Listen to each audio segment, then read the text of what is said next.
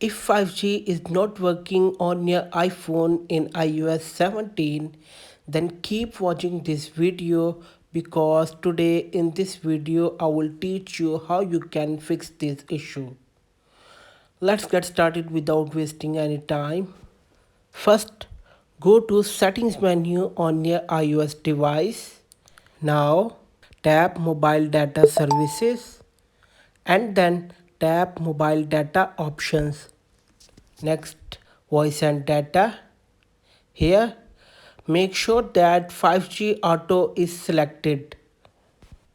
So guys, if this method doesn't work on your iOS device, then go to the next method. The next method is turn on off airplane mode. For that, open the control center. Here, turn on airplane mode. Now wait for few seconds, then turn it back off.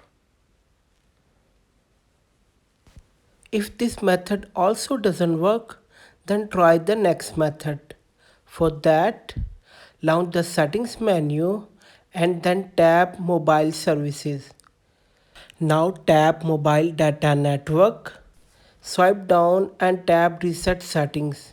Then tap reset to confirm. Now your all network setting will be reset automatically.